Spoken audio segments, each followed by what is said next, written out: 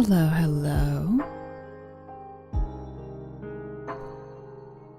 Good evening, morning, night, whatever it may be for you.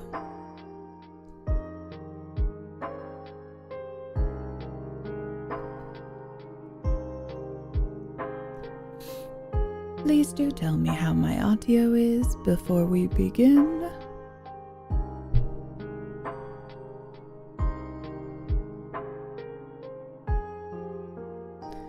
Oh, sorry.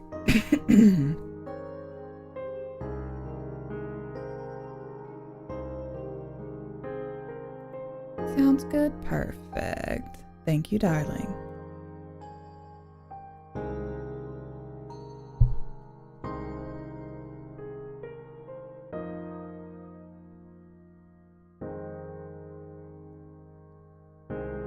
We are going to get ourselves nice and comfy.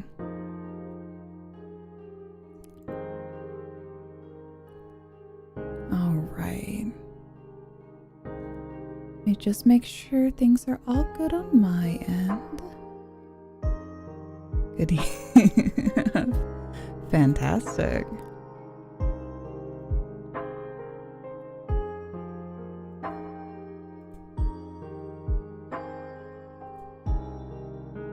There we go.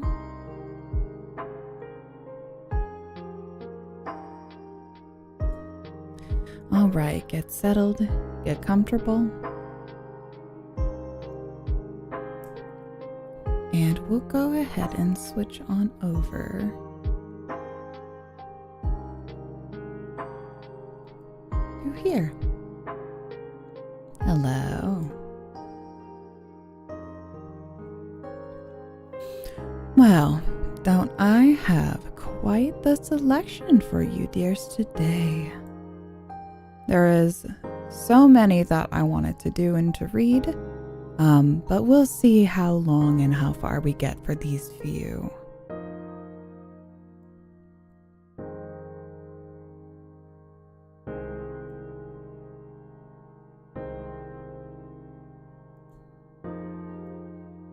Give me one moment. Let me make sure these are all good. Okay. Music is a little loud. All right. Oh, yes, we do got to turn that down. I'm talking so quietly for this fun little adventure that we're having.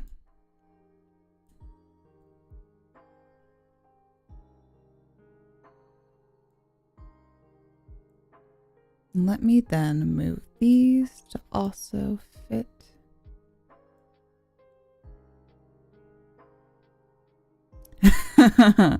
We're getting intimate. I'm so close. I can see you.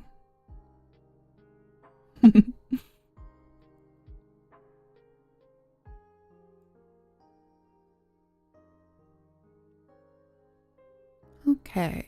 Just making sure that's all good. Checking everything on my end. Hopefully, this will go well. I have a fun little plan for my evening. And I have my lovely selection of tea with me.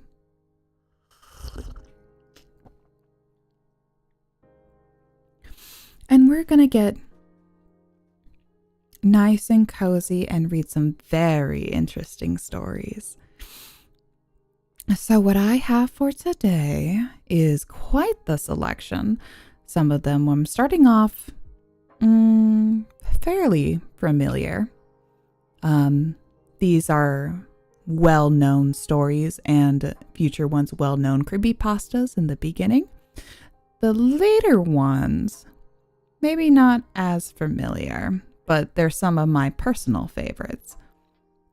And I also as well have some long form and short form. So we'll see how many we get through. All right.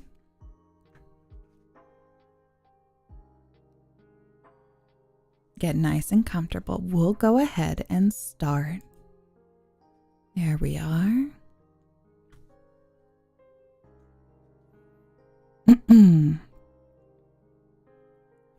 Let's go ahead and start with the classic, being The Telltale Heart, by none other than Mr. Edgar Allan Poe. Let me just do this here, and we'll set this here. All right. Are we ready, dears? Let's settle in, children.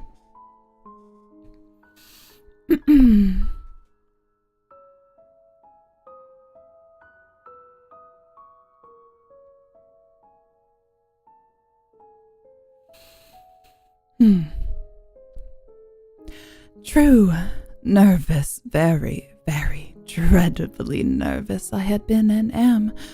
But why will you say I am mad? The disease had sharpened my senses, not destroyed, not dulled them. Above all was the sense of hearing acute. I heard all things in the heaven and in the earth. I heard many things in hell. How then am I mad? Hearken and observe how healthily, how calmly I can tell you the whole story. It is impossible to say how first the idea entered my brain, but once conceived, it haunted me day and night. Object, there was none. Passion, there was none. I loved the old man. He had never wronged me. He had never given me insult. For his gold I had no desire. I think it was his eye. Yes, it was this. He had this eye of a vulture, a pale blue eye with a film over it. Whenever it fell upon me, my blood ran cold. And so by degrees, very gradually, I made up my mind to take the life of the old man, and thus rid myself of the eye forever. Now this is a point. You fancy me mad. Madmen know nothing, but you should have seen me.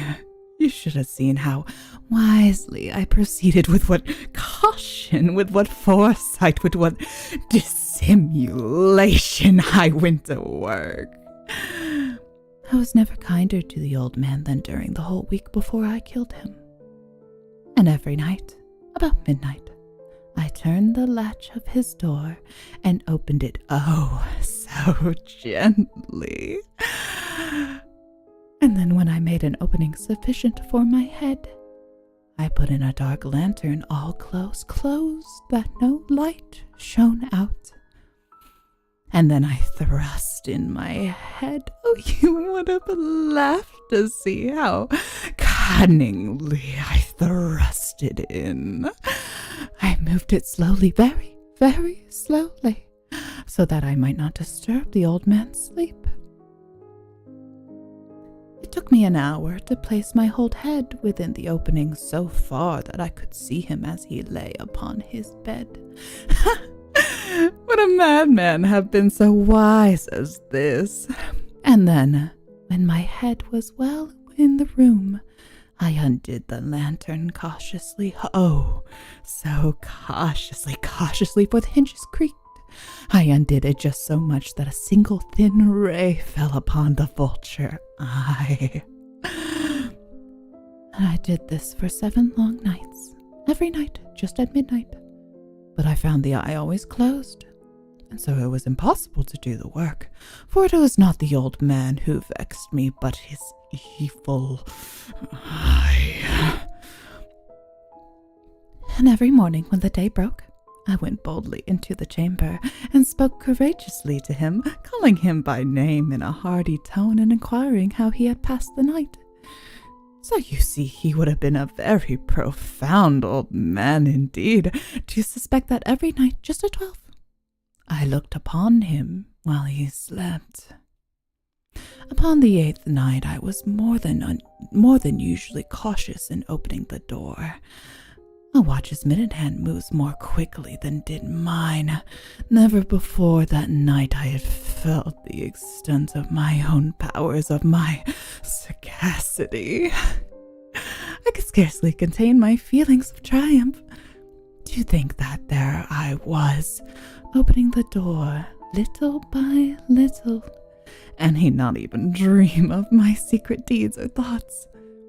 I fairly chuckled at the idea, and perhaps he heard me, for he moved on the bed suddenly, as if startled. Now you may think that I drew back, but no. His room was as black as pitch, with the thick darkness, for the shutters were closed fastened through fear of robbers, and so I knew that he could not see the opening of the door, and I kept pushing in on steadily. I had my head in and was about to open the lantern when my thumb slipped upon the tin fastening, and the old man sprang up in bed, crying out, "Who's there?" I kept quiet still and said nothing. For a whole hour, I did not move a muscle. And in the meantime, I did not hear him lie down. He was still sitting up in bed listening, just as I have done, night after night, hearkening to the death watches in the wall. Presently, I heard a slight groan, and I knew it was the groan of mortal terror. It was not a groan of pain or grief, oh no! It was the low, stifled sound that arises from the bottom of the soul when overcharged with awe. I knew the sound well. Many a night, just at midnight, when all the world slept, it has welled up from my own bosom, deepening with its dreadful echo the terrors that distracted me. I say I knew it well. I knew what the old man felt and pitied him. Although I chuckled at heart, I knew that he had been lying awake ever since the first slight noise. When he had turned in the bed, his fears had been ever growing upon him. He had been trying to fancy them causeless, but could not. He had been saying to himself, "Oh no, oh no, oh no, pause, I'm so sorry, pause, fuck!"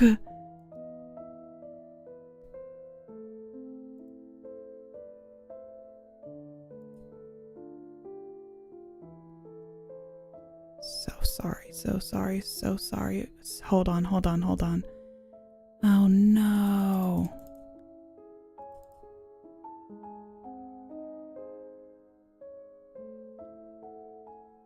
I'm good, I promise. Oh god damn it.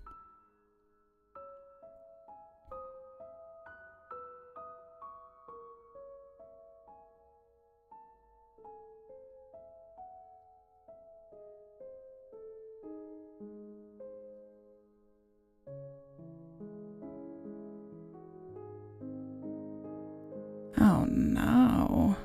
What happened?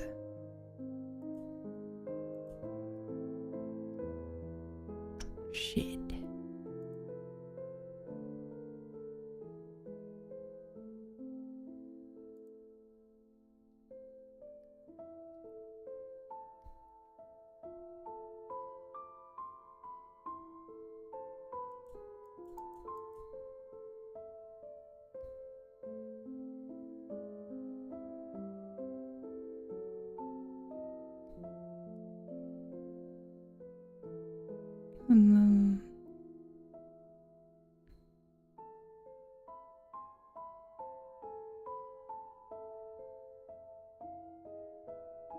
Okay. I'm so sorry about that. We had a small error. Oh my god. I knew this would happen too.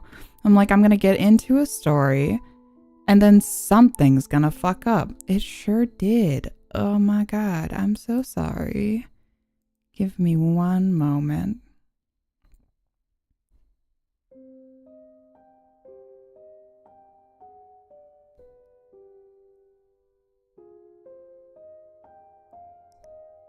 So sorry about this. Super embarrassing.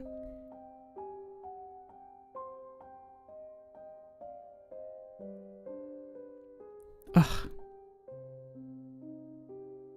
Thank you, sweetheart. Okay, there we go. I'm gonna back up a good bit.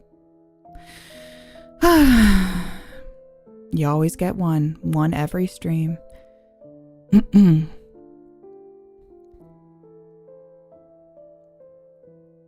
Presently, I heard a slight groan, and I knew it was the groan of mortal terror. It was not a groan of pain or of grief, oh no. It was the low, stifled sound that arises from the bottom of the soul when overcharged with awe. I knew that sound well. Many a night, just at midnight, when all the world slept, it has welled up from my own bosom, deepening with its dreadful echo. The terrors that distracted me. I say I knew it well. I knew what the old man felt, and I pitied him. Although I chuckled at heart, I knew that he had been lying awake ever since the first slight noise, when he had turned in the bed. His fears had been ever since growing upon him. He had been trying to fancy them causeless, but could not. He had been saying to himself, "It is nothing but the wind in the chimney. It is only a mouse crossing the floor. Or, it is merely a cricket which has made a single chirp." Yes. He had been trying to comfort himself with these superstitions, but he had found all in vain. All in vain. Because death, in approaching him, had stalked with his black shadow before him and enveloped the victim. And it was the mournful influence of the unperceived shadow that caused him to feel, although he never saw nor heard, to feel the presence of my head within the room.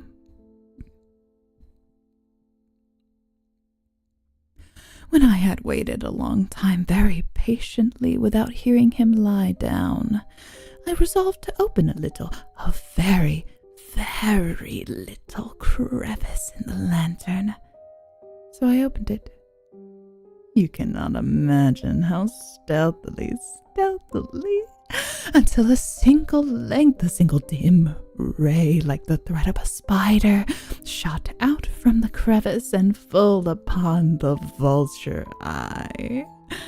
It was open, wide open, and I grew furious as I gazed upon it. I saw it with perfect distinctness, all a dull blue with a hideous veil over it that chilled the very marrow in my bones. But I could see nothing else of the old man's face or person, for I had directed the ray, as if by instinct, precisely upon the damned spot. And now I have not told you that what you mistake for madness is but over-acuteness of the senses? Now, I say, there came to my ears a low, dull, quick sound, such as a watch makes when enveloped in cotton. I knew that sound well, too. It was the beating of the old man's heart. It increased my fury, as the beating of a drum stimulates soldier into courage. But even yet I refrained. I kept still. I scarcely breathed. I held the lantern motionless. I tried how steadily I could maintain the ray upon the eye. Meantime, the hellish tattoo of the heart increased. It grew quicker and quicker and louder every instant. The old man's terror must have been extreme. It grew louder, I say, louder every moment. Do you mark me well? I have told you that I am nervous, so I am. And now, at the dead hour of the night, amid the dreadful silence of that old house, so strange a noise as this excited me to uncontrollable terror. Yet for some minutes longer I refrained and stood still. But the beating grew louder. I thought the heart must burst. And now a new anxiety seized me. The sound would be heard by a neighbor. The old man's hour had come. With a loud yell, I threw open the lantern and leaped into the room. He shrieked once, only once. And in an instant I dragged him to the floor and pulled the heavy bed over him. and I smiled gaily to find the deed so far done. But for many minutes, the heart beat on with a muffled sound. This, however, did not vex me. It would not be heard through the wall. At length, it ceased. The old man was dead. I removed the bed and examined the corpse. Yes, he was stone dead. I placed my hand upon the heart and held it there many minutes. There was no pulsation. He was stone dead. His eye would trouble me no more. If you still think me mad, you will think so no longer when I describe the wise precautions I took for the concealment of the body. The night waned, and I worked hastily but in silence. First of all, I dismembered the corpse. I cut off the head and the arms and the legs. I then took up 3 planks from the flooring of the chamber and deposited all between the scantlings. I then replaced the board so cleverly, so cunningly, that no human eye, not even his, could have detected anything wrong. There was nothing to wash out, no stain of any kind, no blood spot whatever. I had been too wary for that. A tub had caught all. When I had made an end of these labors, it was 4 o'clock, still dark as midnight. As the bell sounded the hour, there came a knocking at the street door. I went down to open it with a light heart. What had I now to fear? There entered 3 men who introduced themselves, with perfect suavity, as officers of the police. A shriek had been heard by a neighbor during the night. Suspicion of foul play had been aroused. Information had been lodged at the police office, and they, the officers, had been deputed to search the premises. I smiled. For what had I to fear? I bade the gentleman welcome. I took my visitors all over the house. I bade them search well. The shriek, I said, was my own in a dream. The old man, I bade the gentleman welcome. The shriek, I said, was my own in a dream. The old man, I mentioned, was absent in the country.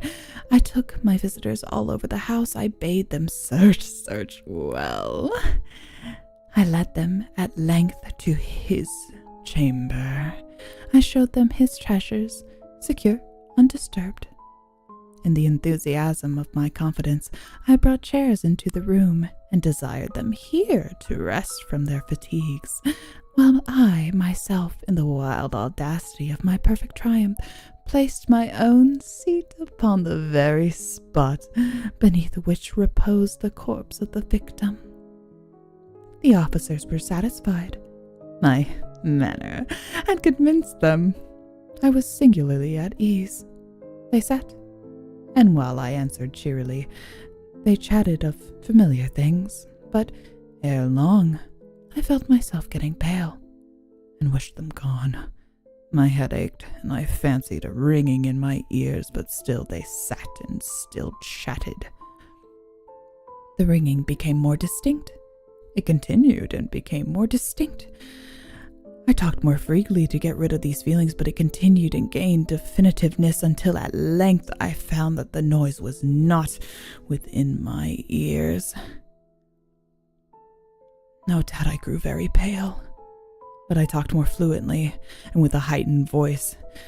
Yet the sound increased, and what could I do? It was a low, dull, quick sound, much like a sound as a watch makes when enveloped in cotton. I gasped for breath, and yet the officers heard not. I talked more quickly, more vehemently, but the noise steadily increased. I arose and argued about trifles in a high key with violent gesticulations, but the noise steadily increased. Why would they not be gone? I paced the floor to and fro with heavy strides as if excited to fury by the observation of the men, but the noise steadily increased. priest. Oh God, what could I do? I foamed, I raved, I swore. I swung the chair upon which I had been sitting and grated it upon the boards, but the noise arose over all and continuously increased. It grew louder, louder, louder. And still the men chatted pleasantly and smiled. Was it possible they heard not? Almighty God! No, no, they heard! They suspected, they knew! They were making a mockery of my horror. At this thought, and this I think, that anything was better than this agony.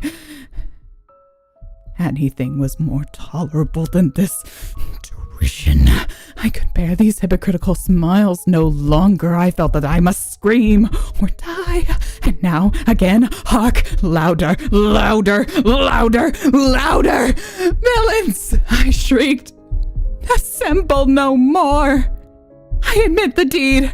Tear up the planks. Here, here! It is the beating of his hideous heart.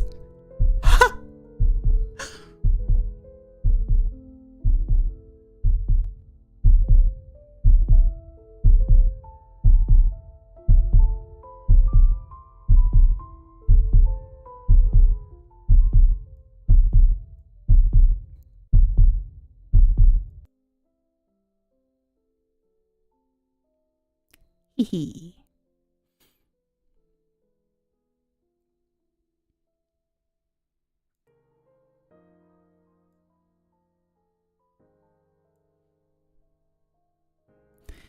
Whew, so sorry about the middle of that. There was a little technical issue on my side. My sincerest apologies.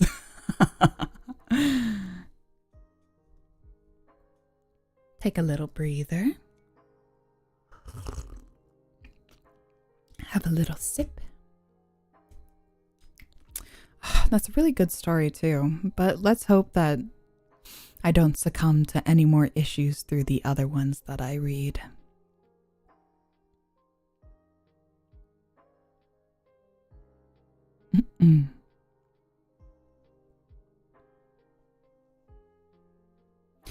Okay.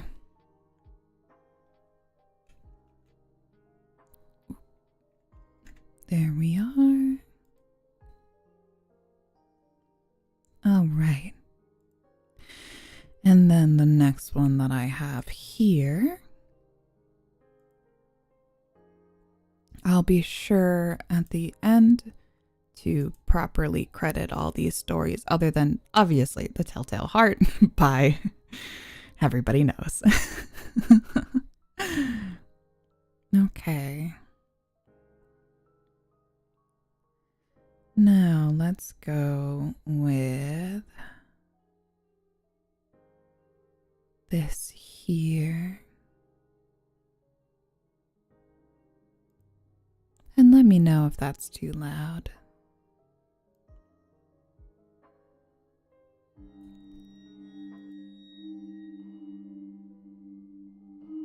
There we are.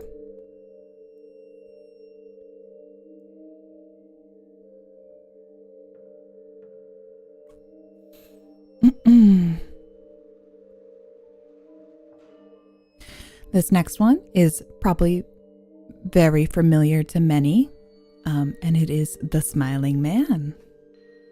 One of my favorites.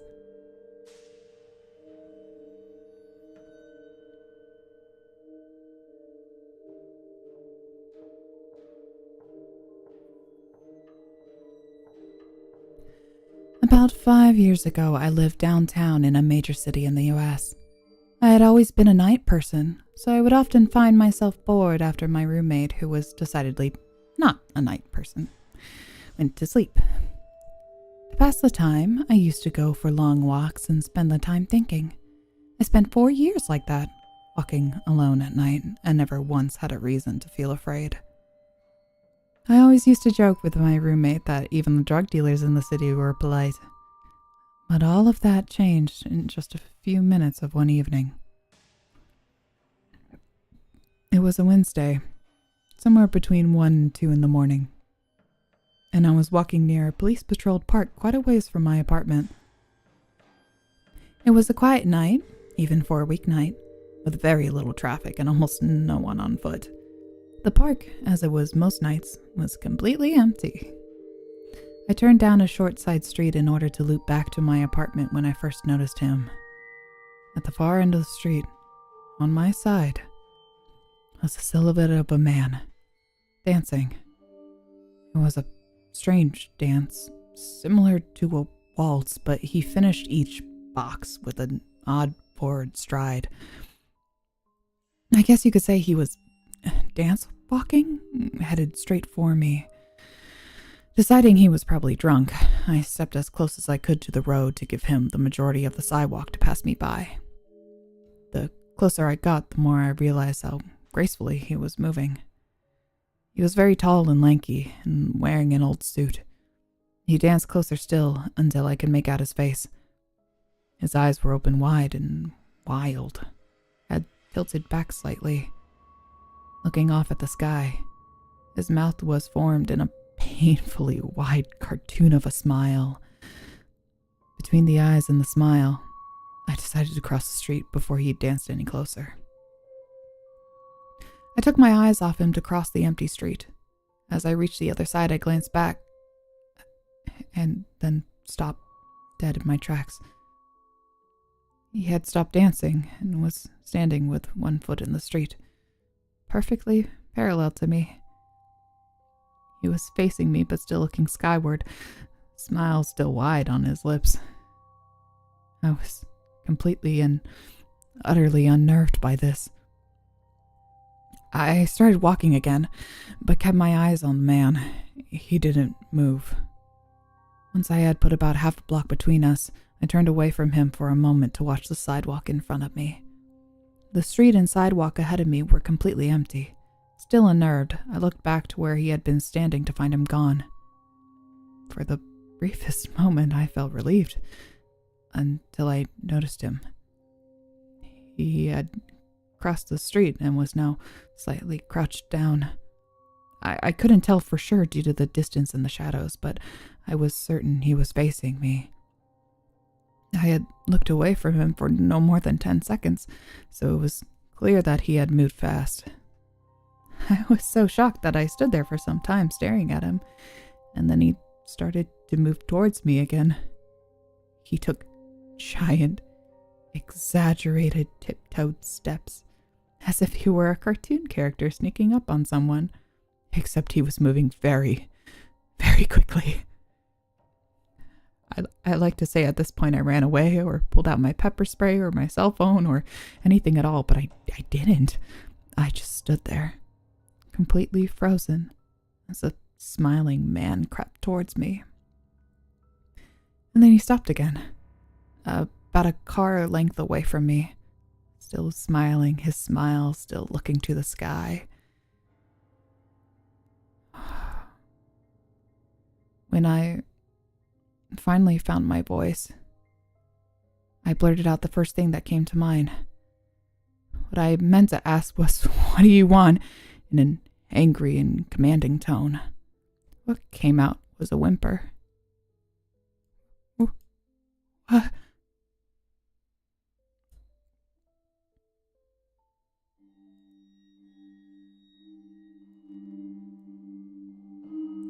Regardless of whether or not humans can smell fear, I can certainly hear it.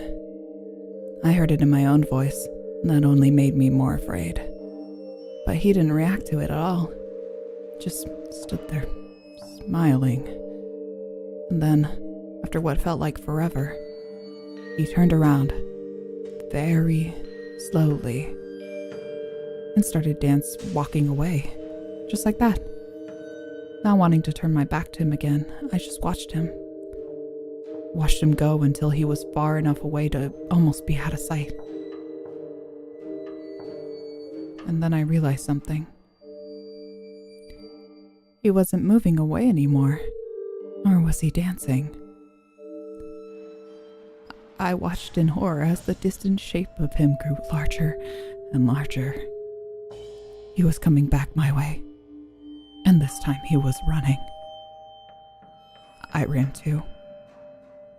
I ran until I was off to the side and back onto a better lit road with sparse traffic. Looking behind me then, he was nowhere to be found. The rest of the way home, I kept glancing over my shoulder, always expecting to see his stupid smile, but he was never there. I lived in that city for 6 months after that night, and I never went out for another walk. There was something about his face that always haunted me. He didn't look drunk, he didn't look high. He looked completely and utterly insane. And that's a very, very scary thing to see.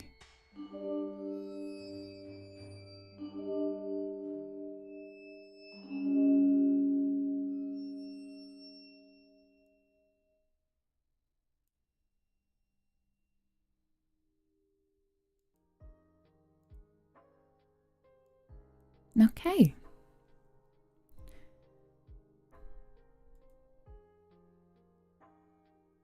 There we go.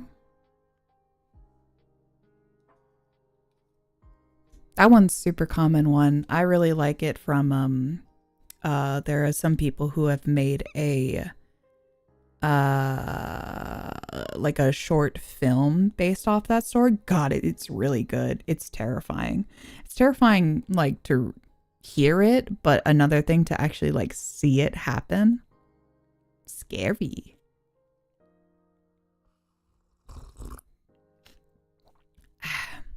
That one's a good one. That one's pretty popular.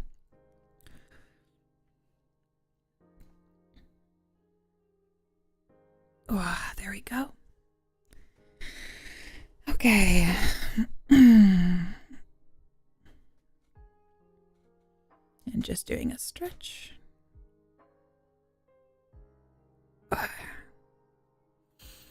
All right. And this next one. Here, let me see. Oh, we have the, there we go. We do have the credits. Credit to blue_title. Good story, man. Good story. Okay. This one next is called I Saw It Coming. It's another creepypasta, and so it's on the shorter variety.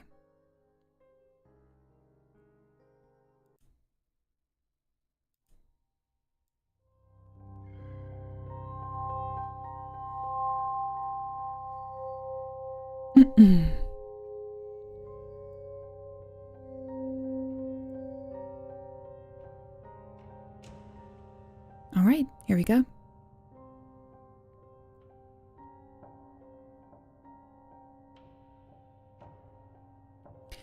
I saw it coming. This isn't a confession. You can't prove a damn thing, so don't even try. I'll deny it to my grave. I'm on my 3rd drink for the evening anyways. You can't trust the word of a drunken man. That's when I start to feel anything these days. The 3rd drink. Sometimes it takes 4, but usually 3 will do. It's the same cycle every night for weeks now. I drink, then I start to feel, then the fear comes over me. Then I drink some more until I pass out. Wake up, slog through the day, keep my head down, keep my chin up, don't draw anyone's attention, go home, repeat. One night, a few weeks back, there was a man at my door. I answered it, wondering what in the devil he was doing at that time of night. I live at the end of my street, and there's no one around for quite a ways. Even the evangelicals who comb the neighborhood rarely make it all the way to my house.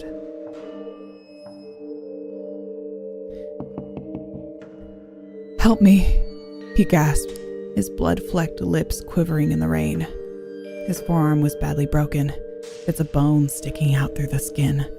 He was pale and drenched.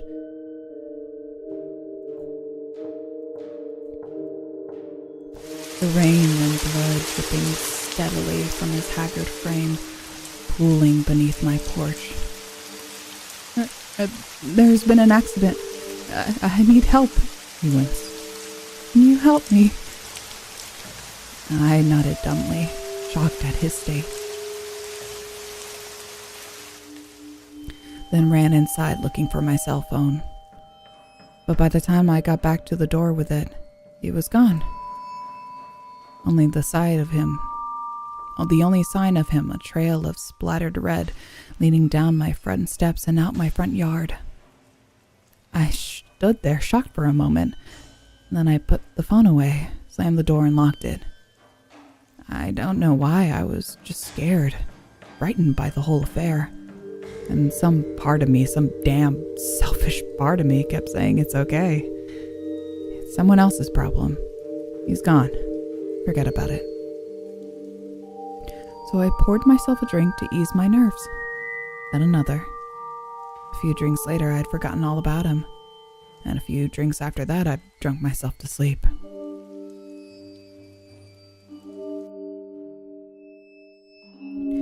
I woke up with my head throbbing. I'm not a heavy drinker, well, used to not be one anyways. I stepped outside and noticed that there was no blood on my porch and breathed a sigh of relief. Maybe the rain washed it all away, I thought. Or maybe it hadn't happened at all. I went to work nursing my hangover, but I made it through the day. Came home, tried to relax.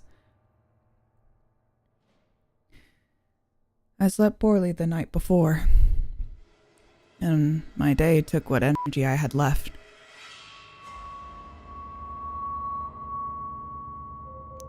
So I decided early in the evening to call it a night. I was just about to go to bed when there was another knock at the door. I froze looking over to it. My heart raced. I tried to laugh off my rising fear. It was just someone at the door. Nothing to be afraid of. But as my hand reached for the knob, I heard his voice. The same quaking shudder of a voice from the night before. Help! I need help! I stood stone still as he pounded the door. Oh God, it hurts, he shouted. Please, why won't you help me? I put my back to the door, bracing it, squeezing my eyes shut. This isn't real, I thought. It can't be. And after a few seconds, the knocking stopped, and it was quiet. I flung open the door, but there was no one there. No trace of blood or sign of his presence. Unsettled, I shut the door, locked it, and reached for a bottle. And so it went. For 4 more days, each night the same. The knocking, the horrible man at the door, the cries for help. And each night I secured the door and waited until it stopped, and drank myself into oblivion. By the 7th night, I had had enough. I made a sick drink as soon as I got home, and then another after that one. I had thought of nothing but the events of the previous week that day. So, naturally, I was anticipating the knocking. When it came again that night, confirming my paranoid fears. I was waiting for it. I threw open the door upon the first knock, and there he was, battered arm hanging limp at his side, pale face twisted into a grimace.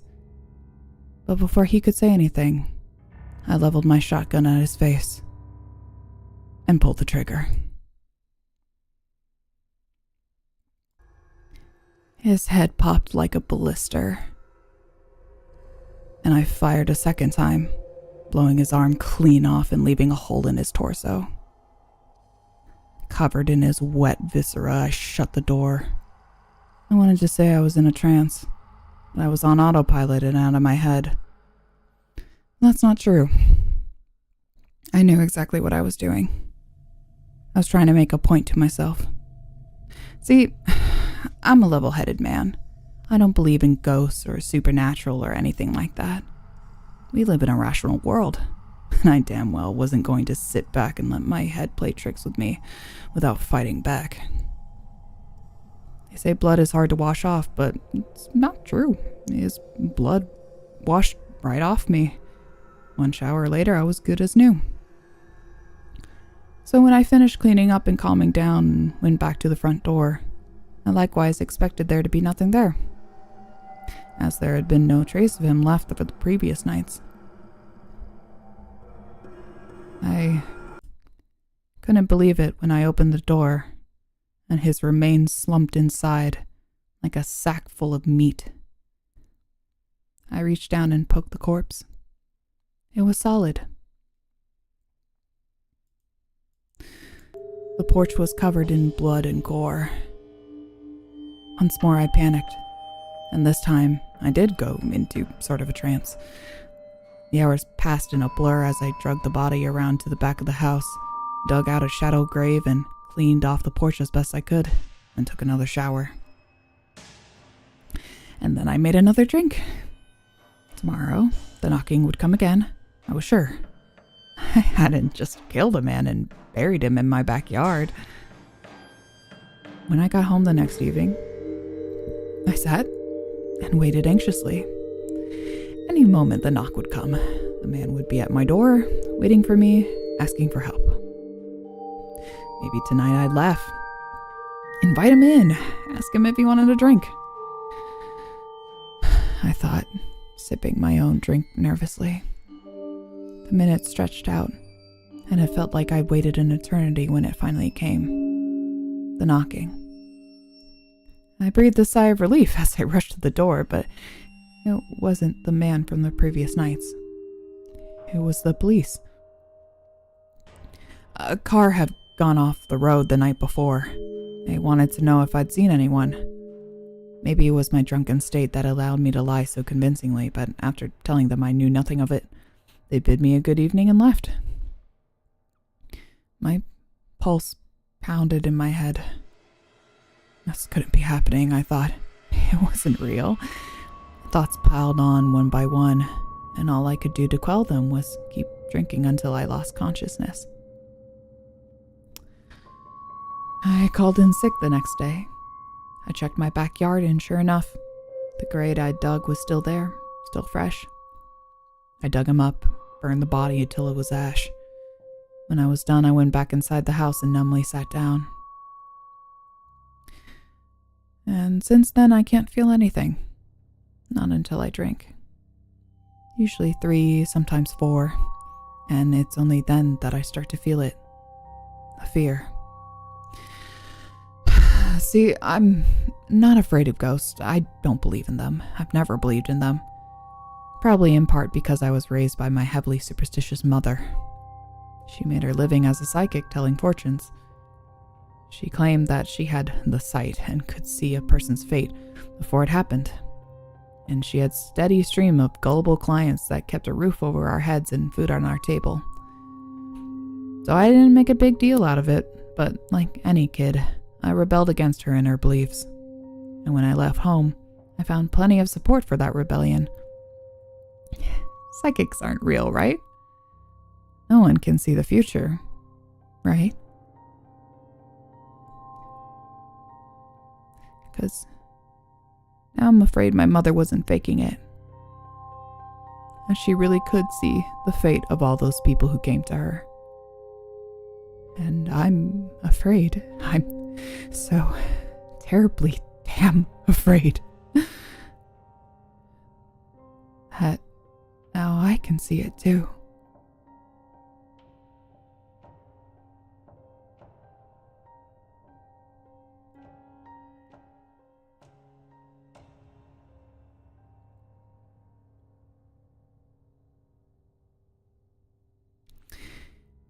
And that was by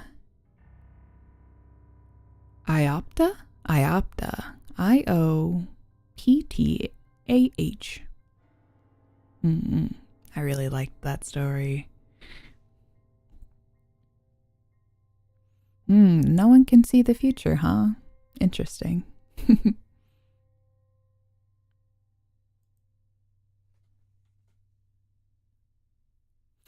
All right.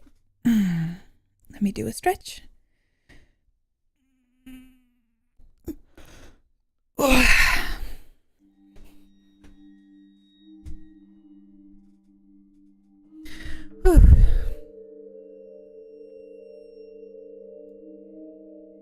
I thought about doing this in a recording instead, because obviously going live is a little difficult, because sometimes your mouth doesn't want to work the way you want it to. But alas, we do what we can. I wanted to try at least. Let's see what we have next. Turn that down. And let us go with... Oh yes, this one would be good too.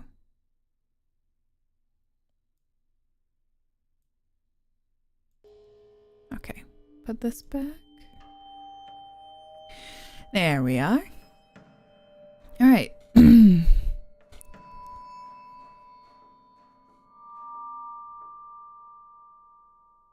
I hope everyone is doing good.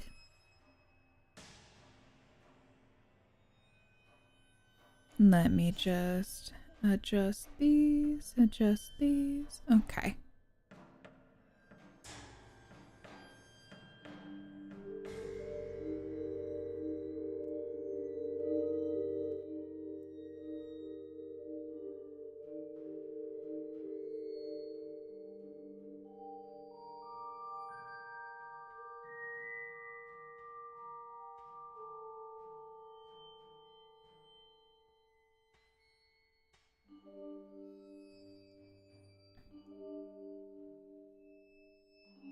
All right, there we are.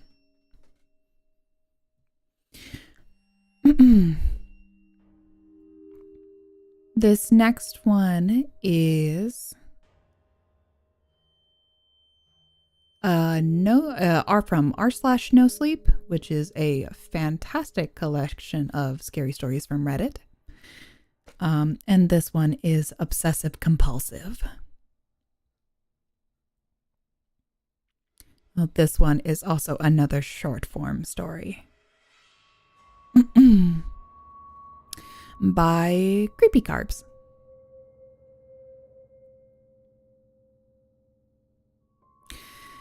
Hello. I suffer from obsessive compulsive disorder, which is an anxiety disorder in which people have unwanted and repeated thoughts, feelings, ideas, or behaviors. In other words, my life is a systematic pattern. But yesterday, I experienced a flaw in my own system. I awoke that morning in my lakeside home promptly at 6:45 a.m., as I do every morning. Before leaving my bedroom, I made sure to touch the doorknob 3 times. I have to. I need to. On my way downstairs, I made sure not to step on the second to last step. I never touch that step. I just can't. I made my usual breakfast of toast and scrambled eggs and black coffee. I never eat anything else in the morning, just always those 3. Turning my iPad on, I made sure to check the local news headlines, like usual. But today, something was missing. I couldn't place my finger on it. Did I forget something? The strange feeling lingered with me all the way to my car. On my way out the front door, I made certain to lock my door, then unlock it and lock it again. Driving to work, I couldn't help but feel like a part of me was missing. What did I miss? How could I possibly have missed it? I hoped that feeling would surpass while I was at work that day. It didn't. It stayed with me for 12 whole hours. I left the office around 6:45 p.m. to head back home. About 25 minutes into my commute, I stopped for the red traffic light at the intersection of Marbury and Westway. But as the light turned from red to green, I couldn't help but feel that strange sensation again. The only other person near me was the man driving behind me. He blared his horn for me to get going, but instead of accelerating, I just unrolled my window and motioned for him to go around me. He did. I dreadfully sat there in my car, still stopped at the intersection. Something was seriously wrong. What am I missing here? I made sure to touch everything in my car, hoping that it would spark my memory. I touched the dashboard, the leather seats, the emergency brake, and even the roof. It did nothing for me. My hands began to tremble as I slowly drove away. This isn't right. I don't like this. Arriving home, I pulled my '74 Mustang into the garage. I washed the car every weekday, never on the weekends. I only washed the front of the car and the back, never the sides. No matter how dirty they get, I never wash the sides. I simply just can't. Something else seemed to be missing from my daily routine as I washed. Oh, not again. First the news, then the intersection, now this. Finishing up the car, I jogged out to the backyard. Only jog, never walk, never run. Opening up the tool shed, I felt yet another thing missing from my pattern. I screamed, "This isn't right! This isn't right! This isn't right!" I stumbled out the shed and gazed out at the lake. It always seemed to calm me when my anxiety got out of control. But tonight, all I wanted to do was sleep. I needed to finish this day. The next morning, I awoke at 6:45 a.m., touched the doorknob 3 times, made sure not to step on the second to last step on my way to the kitchen. I prepared my toast, scrambled eggs, and black coffee. I turned on the iPad, browsed the local news. It's still missing. I became aggravated. What is it that I could possibly be missing? I began to feel nauseous.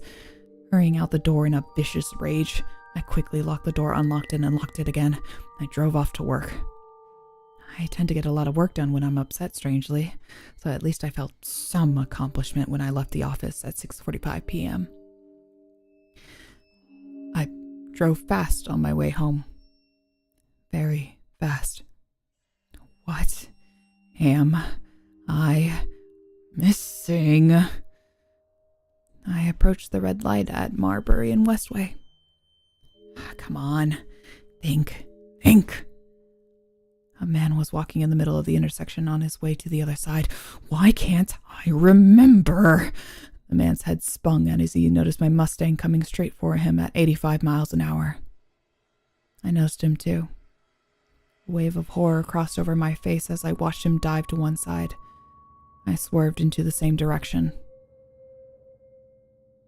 A loud clunk was made as I crushed the man underneath my vehicle. Oh, God. Jumping out of my car, I hesitated on what to do. He lay there writhing in agony, making up horrendous guttural wails. I popped open the trunk to my Mustang, lifted the screaming man, and heaved him in. I drove. Upon entering my garage, I made sure to wash the blood off the front and rear of the car. The sides were not necessary. After dragging his broken body out to the backyard, I jogged to the shed. Inside were black garbage bags, cinder blocks, and a hacksaw. After dismembering the man, I was able to fit both the remains and a cinder block into the bag. Dropping him into the lake was all that was left to do. The following morning, I made sure to wake up at 6:45 and touch my doorknob 3 times before skipping the second to last step on the way to the kitchen. While eating my toast, scrambled eggs, and black coffee, I browsed the local news on my iPad. The top headline: Hit and run serial killer strikes again. I smiled. Back to normal.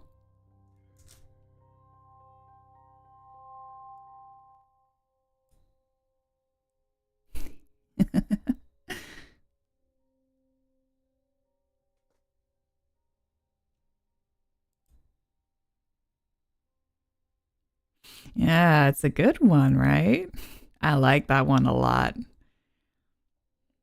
The little subtleties building throughout the story, because everything is done through routine. So even if you didn't have the body, he was still doing routine. That was really good. I like the buildup of that story.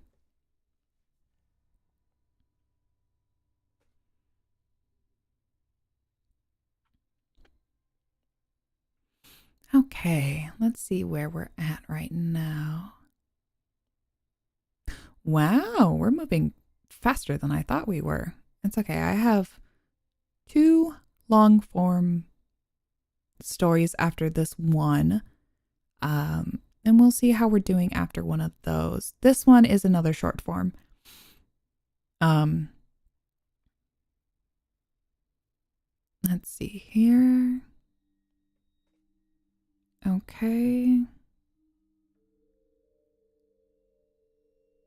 We're gonna go this here, this here. All right.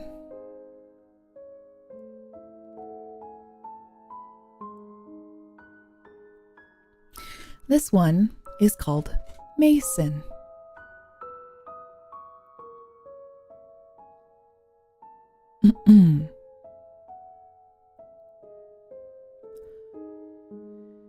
It was a dark and rainy day in February when I was hit with a small red pickup truck. February 15th, I was told I flew 15 feet before landing smack on my head. Apparently, the driver was drunk and didn't see me coming. I don't remember that day at all. For weeks I slept in a coma that man feared I would never come out of. I was placed in a ward of children and teens with major bodily harm or disease. My roommate was a boy named Mason. I never did find out his last name. For the time in which I slept, he found out bits and pieces of me through various visitors. My favorite color, what kind of music I liked, and other random things. The day I woke up, I was showered with love and affection from my family, and it took me almost an hour to realize the boy laying in the bed beside me. He flashed me a lopsided grin and quietly went back to the book he was reading. Eventually, I was left in peace, and after about 20 minutes of mental debate, I spoke up and asked him his name. His voice was smooth and low and never failed to make me shudder. He spent the rest of the evening playing 20 questions and getting to know each other. Eventually, my doctor would break our quality time and give me the lowdown on my injuries and what the healing process would be like. He told that when I was hit, not only did I give myself a nasty concussion, but my legs were also broken in my oh-so-graceful landing. They said I had a 60% chance of ever walking again. We became close almost instantly. The nurses would laugh and say we were already like an old married couple, bundled up in bed watching whatever soap opera happened to be on television. Mason would just flash me his trademark grin while I blushed and buried my face in his chest. We both had our good days and our bad ones, Mason and I. On a particular tough day of treatment for him, we both lay in his bed with him trembling in my arms. I'll never forget the feeling of his soft hiccups or the knot at the pit of my stomach. I finally got up my courage and asked him the million-dollar question. He had Hodgkin's disease. I don't think either of us slept that night. While my legs were transitioned from cast to braces, Mason's chemotherapy began. However, without fail, I'd come back frustrated or in tears from a difficult session of therapy. He'd be there to comfort me with soothing words and reruns of I Love Lucy. Over the weeks, the chemo began to take its toll. His brown curls thinned into almost nothing. Dark circles took permanent residence under his eyes, and his skin turned pale as snow.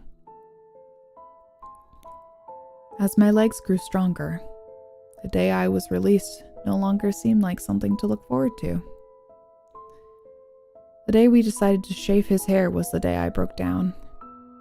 I told him I'd do anything, give blood, bone marrow, anything to make him better faster.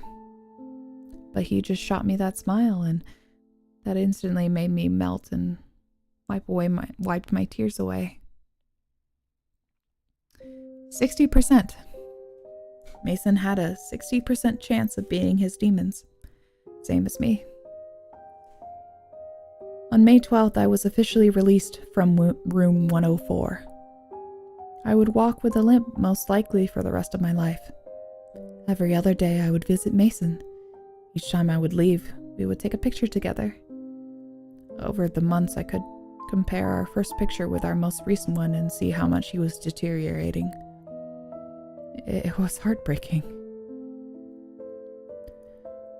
August 17th was the first time I lost him. Overnight, a high fever had broken out and his heart stopped for 4.5 minutes. Those were the worst minutes of my life. I sat down outside his room in an uncomfortable plastic chair, watching the nurses I knew all too well scrambling back and forth, trying to save his fragile life.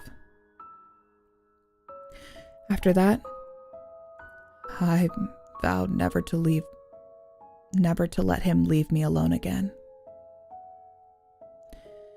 I guess the odds weren't in his favor. By Thanksgiving, he was practically a skeleton, but I didn't care. He confided in me that night, accepting the fact that his time was almost up and that he'd wait for me on the other side. I begged him not to go, but he just lightly shook his head and rubbed soft circles into my back. He wasn't going to survive to see Christmas. That was 2 months ago. No longer being able to bear seeing him hooked up to all sorts of machines, we decided to steal away into the night together. So I bundled him up, and we drove away in my mother's car until we arrived at an old cabin my family would stay in during the holidays. Mason and I couldn't be any happier. I don't care if I'm on the news every night, or if every cop in the county is looking for me. All I care about is being with Mason forever.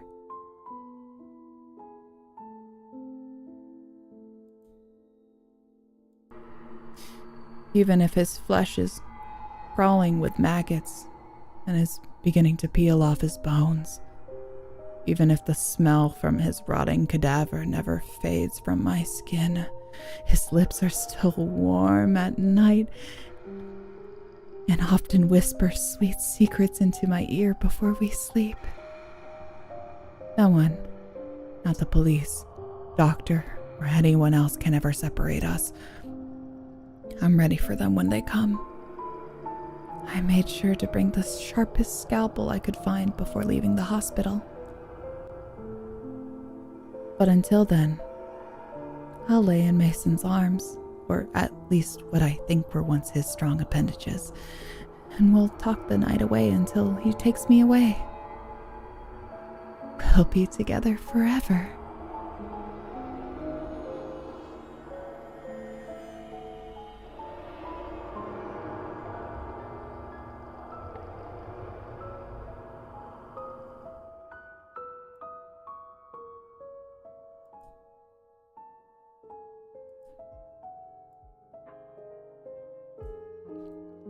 That was by Melissaurus. That's a good one. That was a fun one. I like this one. I was like, ooh, saucy.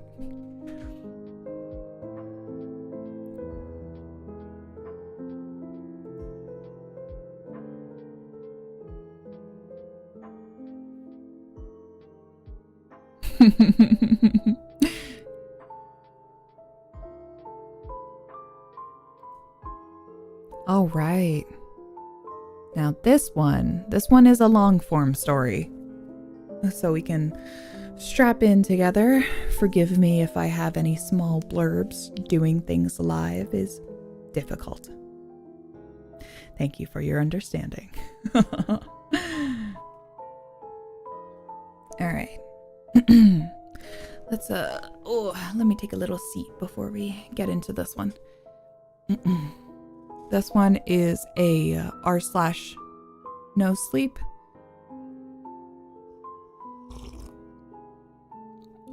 So we're back on Reddit.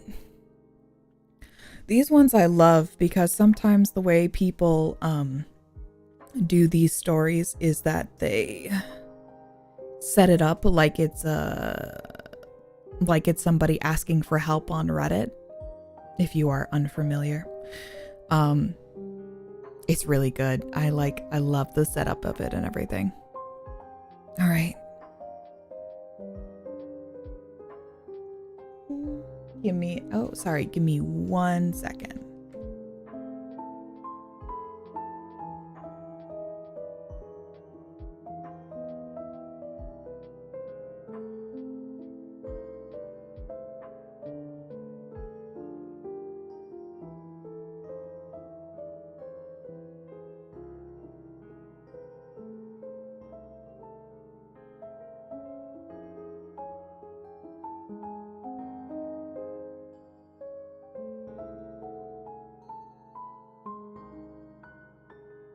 Okay, sorry about that.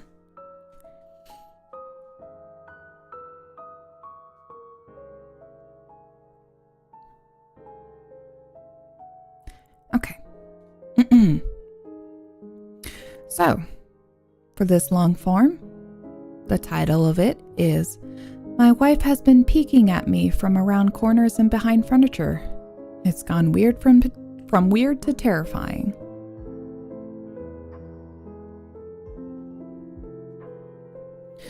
All right, strap in.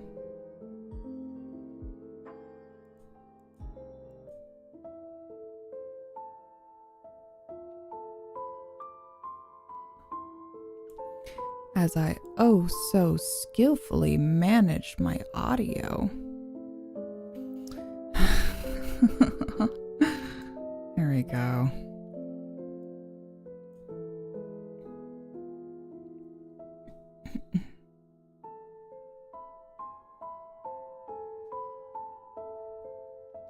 All right.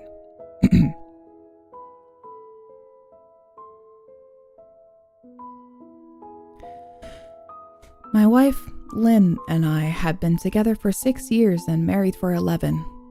Our entire history together has been very normal, and never once had I noticed any weird behaviors or red flags.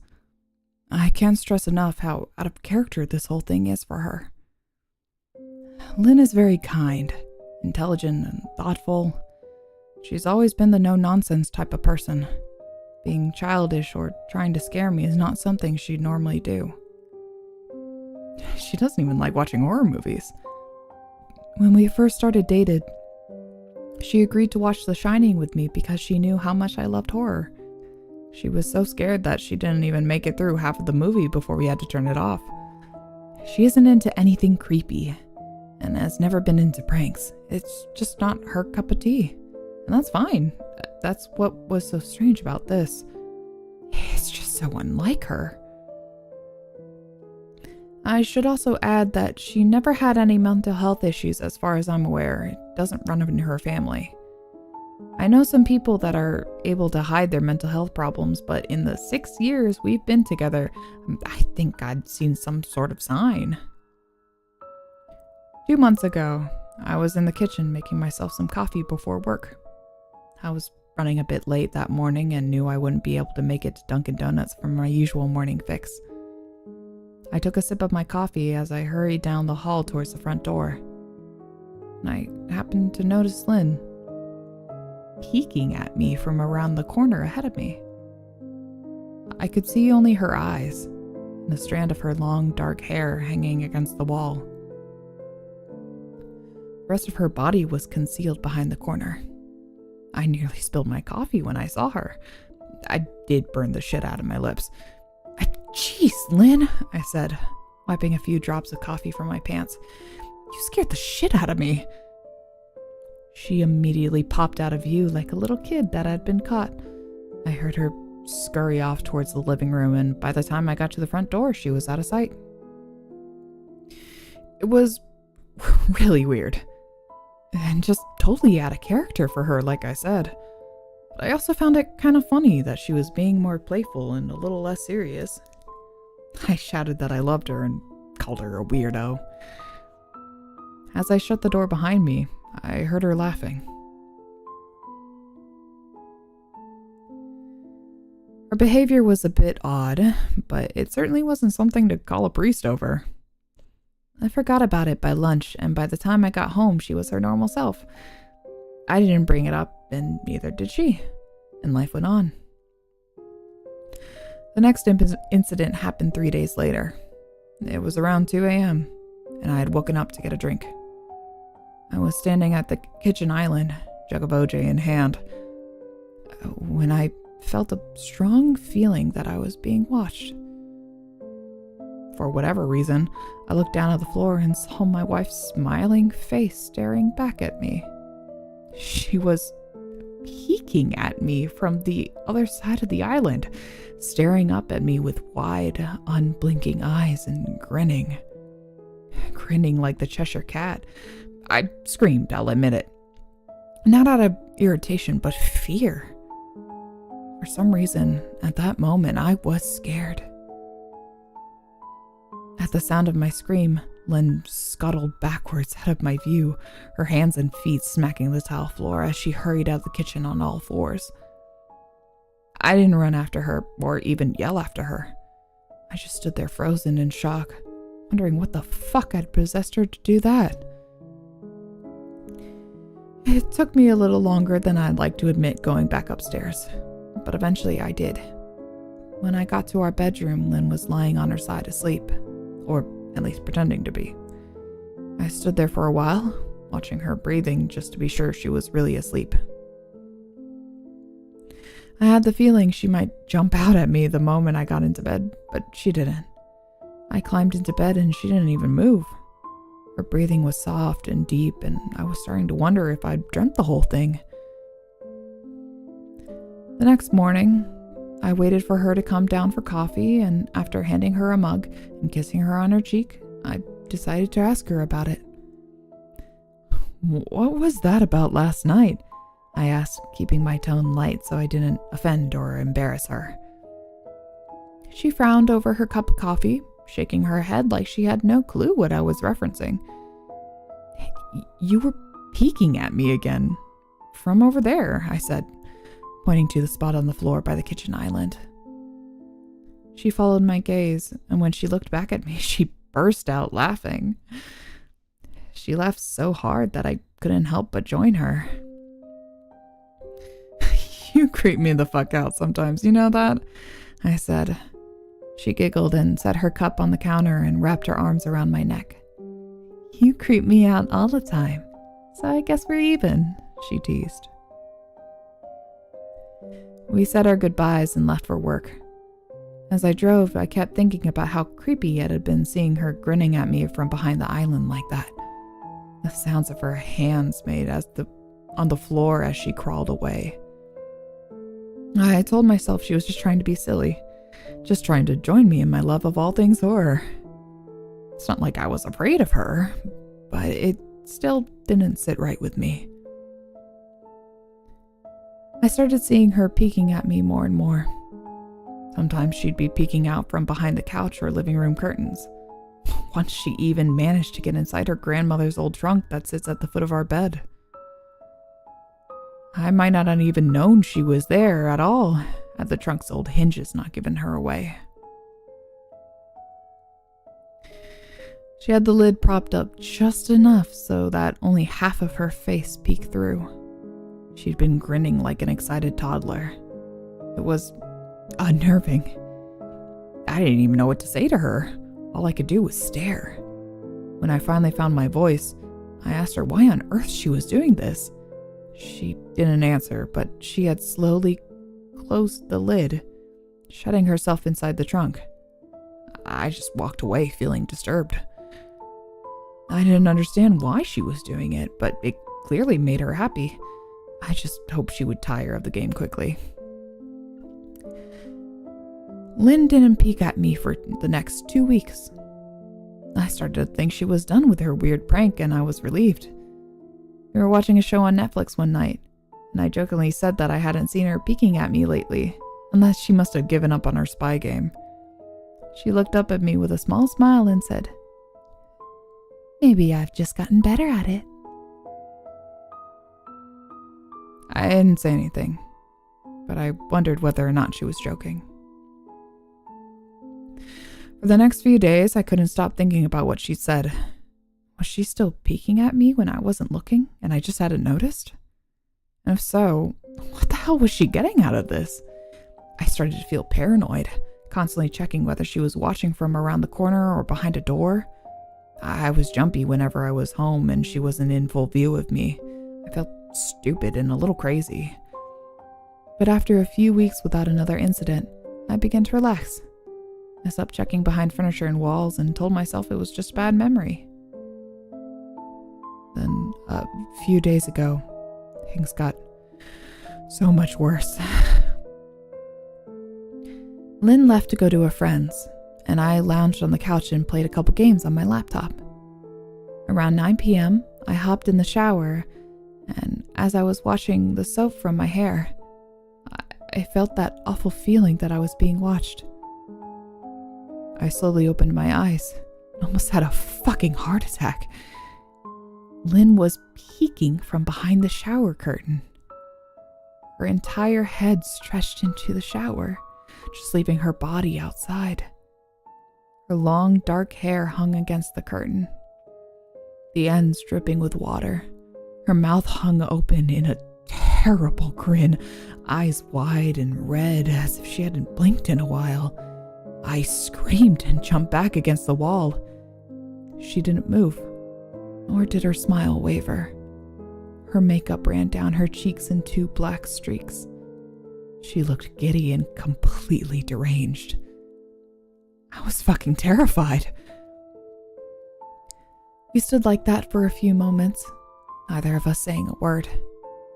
Finally, after what felt like forever, she slowly pulled her head back out of the shower, and I watched her blurry figure through the curtain as she moved backwards towards the bathroom door. A second later, the bathroom door slammed shut, hard enough to rattle the mirror. I screamed again and jumped out of the shower to lock the door. I stayed inside the bathroom for over an hour. Maybe I overreacted to some of you, but joke or not, I was not going to put up with this crazy shit anymore. That's what I kept telling myself as I paced in my bathroom, stopping to listen at the door every few minutes. Suddenly, I heard a muffled sound. I pressed my ear against the bathroom door, straining to listen. But I couldn't hear anything, but I envisioned Lynn standing on the other side of the door, giggling at her joke. I felt a surge of anger. I was beyond pissed at being made to feel scared in my own house, and made to hide in the bathroom for an hour. All for what? Some joke? If it was a joke, it was an awful one. What the fuck, Lynn? I snapped. This shit's getting really fucking annoying.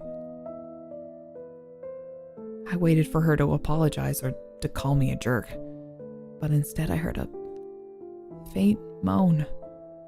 So quiet, I wonder if I've heard it at all. And then complete silence. Lynn? I called out. Not able to even hide the shakiness in my voice, I got no response. Just my own heavy breathing. I swear to God, just fucking stop it, I yelled, pounding my fist on the door. I waited for her to cuss me out. Something I would expect from me talking to her like that. I've never screamed at her before. But there was nothing. Just the occasional drip from the shower head. I won't deny that I was scared. Too afraid to open the damn door and face my own wife. I waited another 30 minutes or so, which feels like a fucking lifetime when you're scared. Finally, I decided I wasn't going to spend the night hiding in my bathroom. So I got down on my knees and peered under the door. I almost expected to see her face peeking back at me, but thankfully it didn't. I could see straight down the hallway and to the top of the stairs, but no Lynn. I didn't know if I should be happy about that or not. I looked for a few minutes, waiting to see her head pop up over the top steps, but it never came.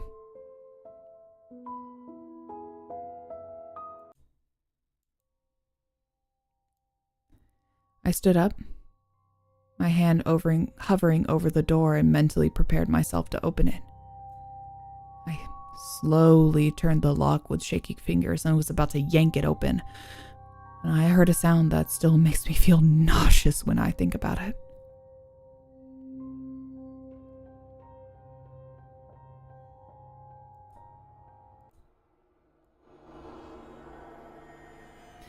A moan, louder than before, but this time I was able to tell just where it was coming from.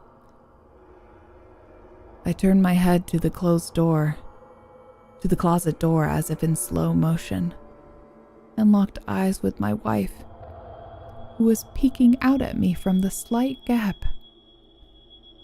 Her eyes were still wide as ever, and her mouth was hanging open in the most grotesque, gaping smile I have ever seen. I didn't even scream. I was too scared for even that. Her hands were clasped to her chest, body trembling with sheer delight, as if she could barely contain her excitement. A short, raspy moan bubbled up from her throat, deep and raw, sending a shiver through my entire body. Somehow I found the ability to pull the bathroom door open, and I ran as fast as I could all the way down the steps, snagging my keys and phone from the table in the living room before running outside to my car. I could hear her shrill laughter behind me, but I didn't hear her get closer. I didn't bother shutting the front door. I drove away from the house faster than I legally should have, shivering the entire time, either from fear or the cold. Maybe a little bit of both.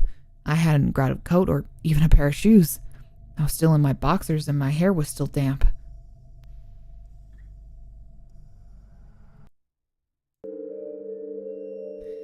I drove straight to my brother Chris's house, about 40 minutes away, ignoring any and every call and text I got.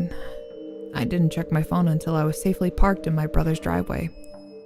Lynn had called 4 times and sent a flurry of texts, all wondering where I'd gone and why I left like that.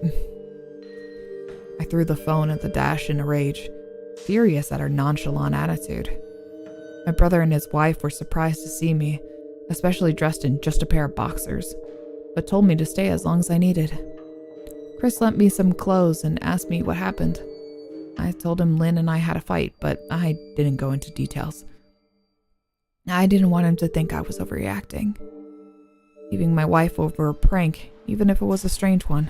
I mean, hadn't I encouraged her for years to lighten up instead of being so serious all the time? I had wanted her to relax and loosen up, but this was definitely not what I had in mind. I tried to sleep on their sofa, but my brain wouldn't let me sleep. Every time I closed my eyes, I saw Lynn's face staring at me from inside the closet.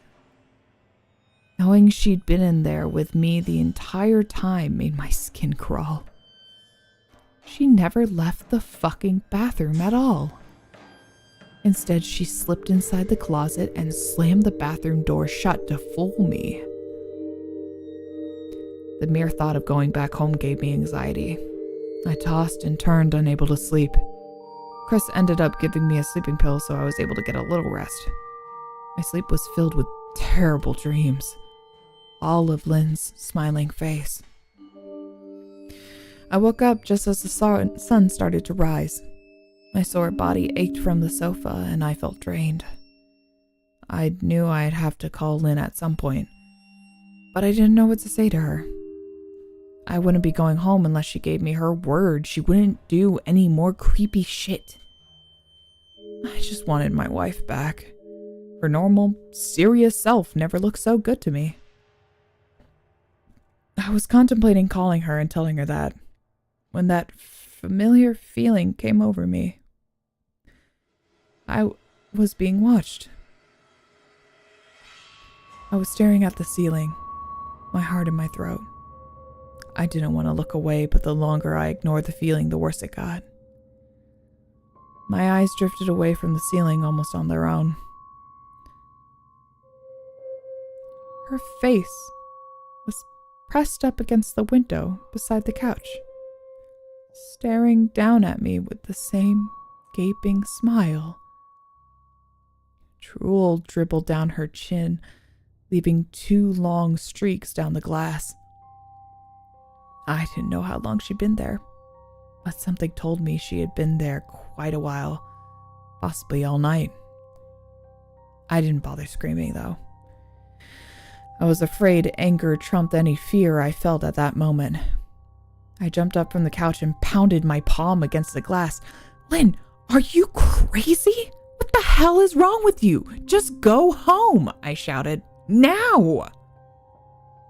She didn't move, and her ghastly expression never changed. If anything, her smile only grew, as if she'd never been more elated. I could hear Chris and his wife moving around upstairs. As if Lynn could hear them from her place outside, her head twitched slightly in their direction, and she began to close her mouth slowly. Chris called my name from upstairs, obviously concerned. I turned to see him and his wife Rebecca hurrying down the steps. When I turned back to the window, Lynn was gone. The only sign that she'd been there at all was the 2 streaks of drool still dripping down the glass. I tried explaining to Chris and Rebecca about waking up to see Lynn watching me through their window. They were skeptical, who wouldn't be. Chris and I went outside to the spot in front of the window, but there were no footprints in the dirt. Just a slight indent. Animal, probably, Chris guessed, and I didn't argue. He and Rebecca assumed that I dreamt the entire episode, but they didn't understand, and I was too tired to explain it to them.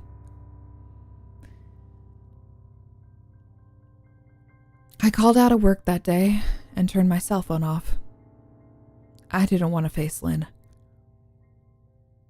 Just talking to her was too much for me at that point. I really started to believe something was irreversibly wrong with her. That no matter what promises she made, we'd never be the same again. The thought saddened me to my core. I cried most of the morning, but noon I figured I was ready to confront her. Give her one last chance to explain herself. I could at least give her that after 6 years, I told myself. I turned my phone on and saw the dozens of texts she'd sent, all from seemingly concerned wife. "Can we talk? I love you. Please call me. I'm really worried. Can you answer? Just come home." And more of the same.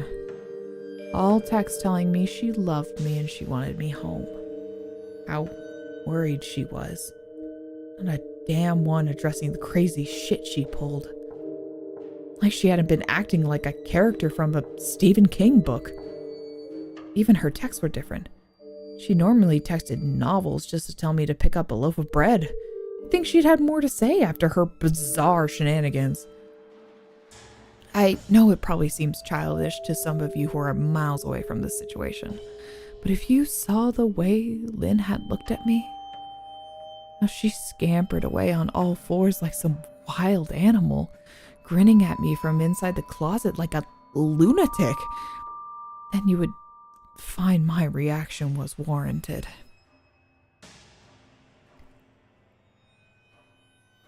I ended up staying with Chris and Rebecca for another night. I didn't wake up yesterday until afternoon, and thankfully I didn't see Lynn's face watching me through the window. I don't want to pry because it's not my place, but is this a fight? Is this fight something that can be mended? Rebecca asked. She made us both a sandwich for lunch, and I knew she wanted to breach the subject without seeming too nosy. I don't know. She's like a different person, I said, choosing my words carefully. I still wasn't ready for her or Chris to know the full extent of the batshit craziness I'd been dealing with.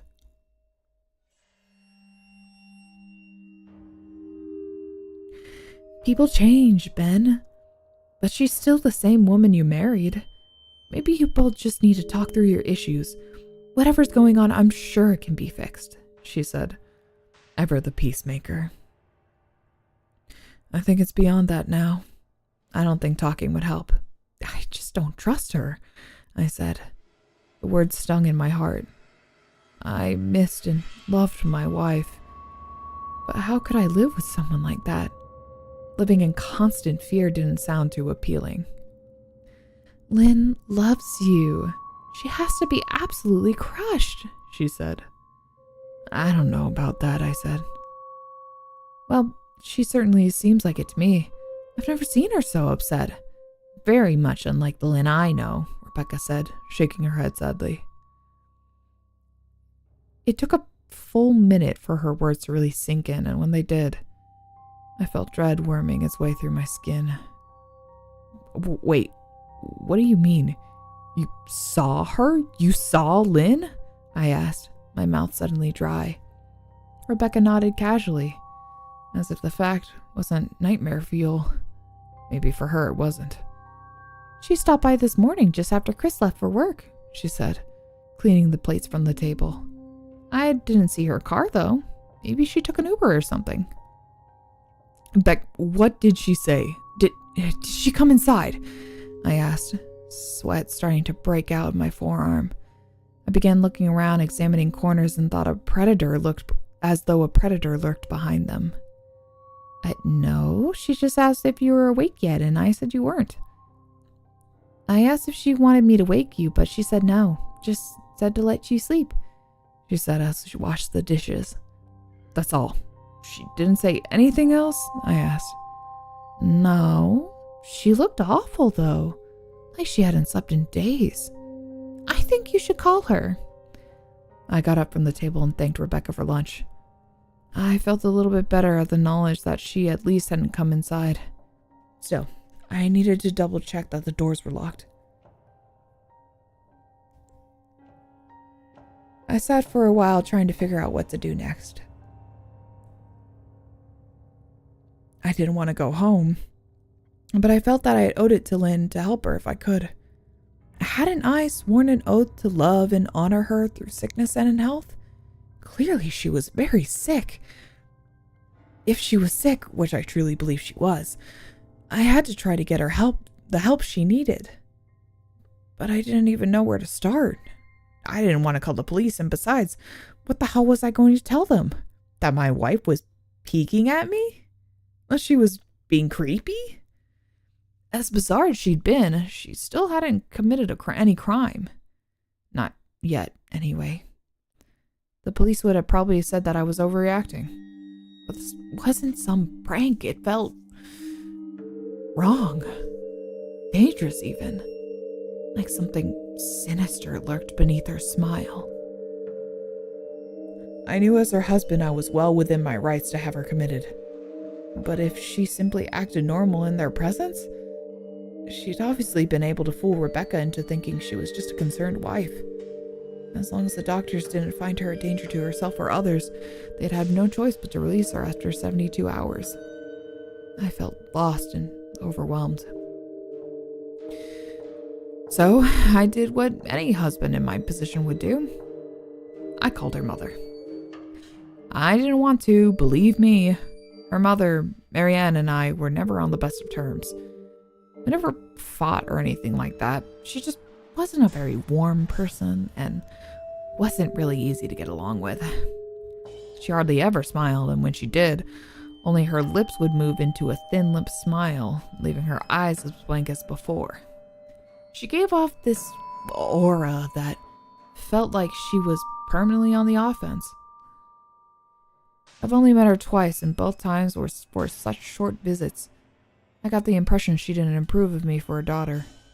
Lynn always ushered us out quickly, as she didn't want me to feel uncomfortable, which I was grateful for.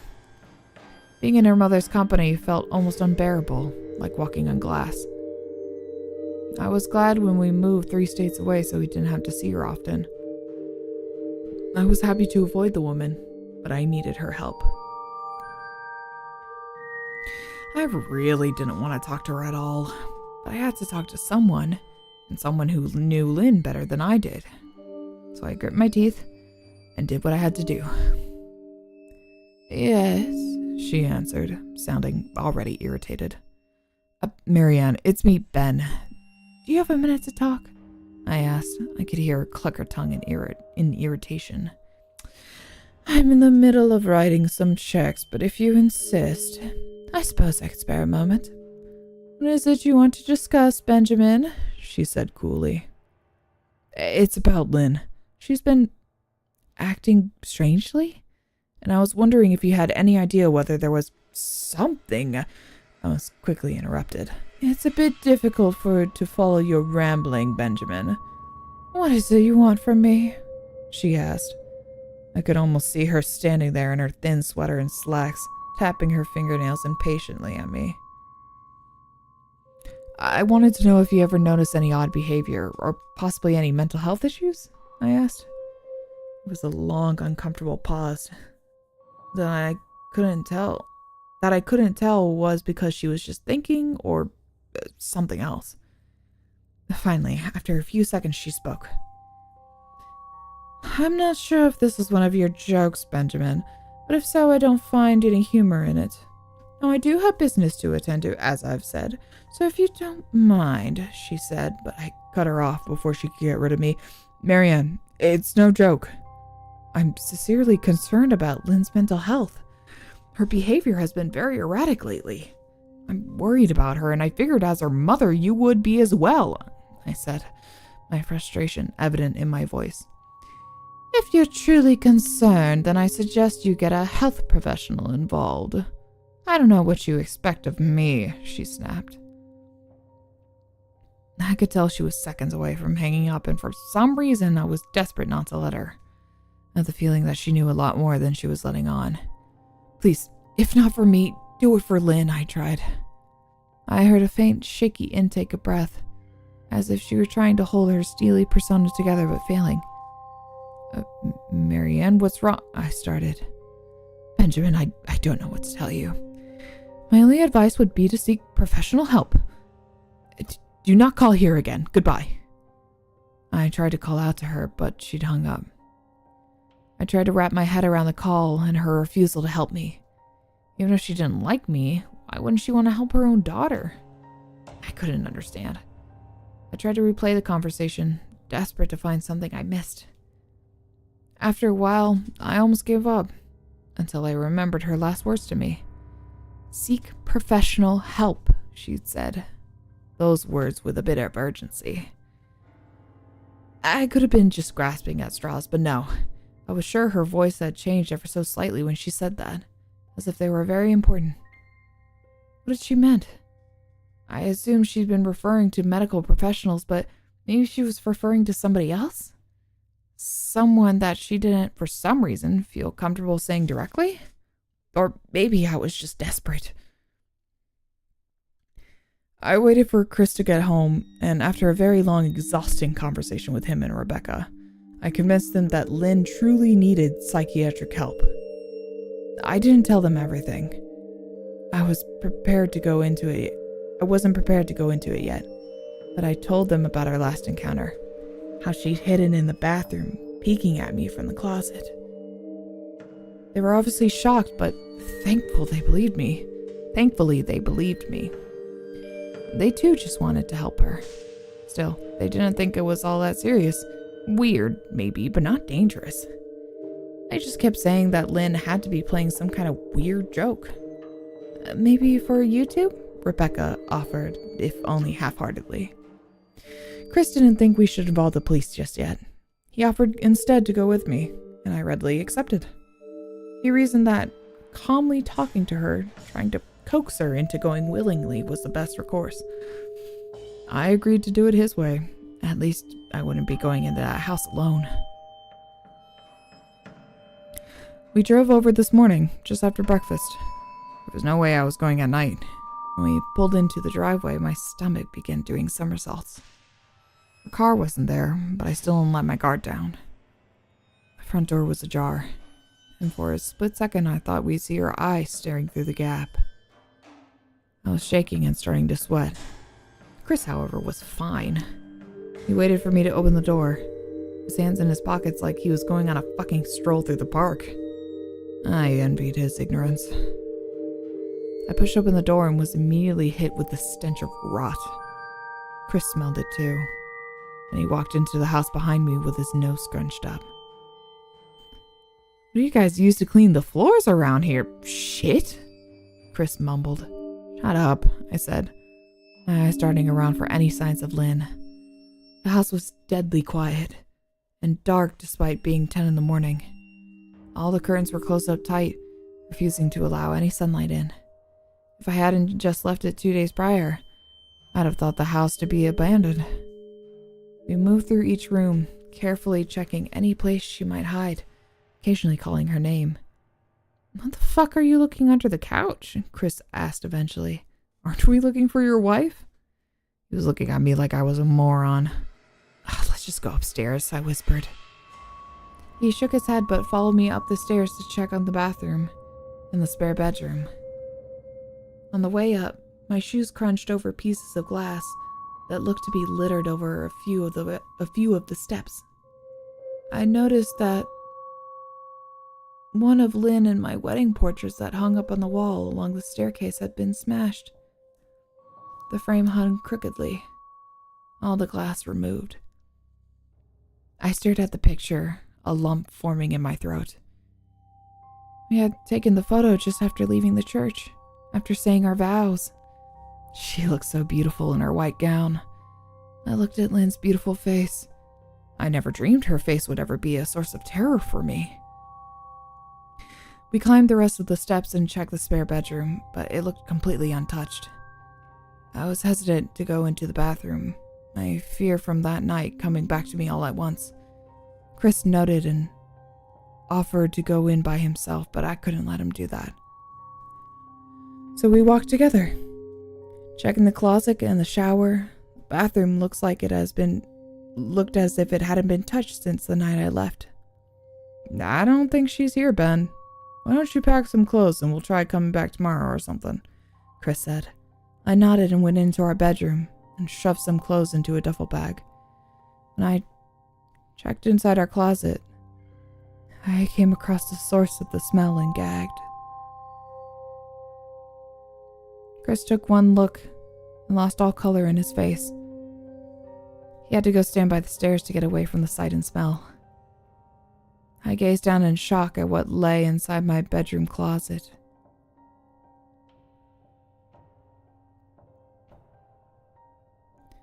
Soaking into the rug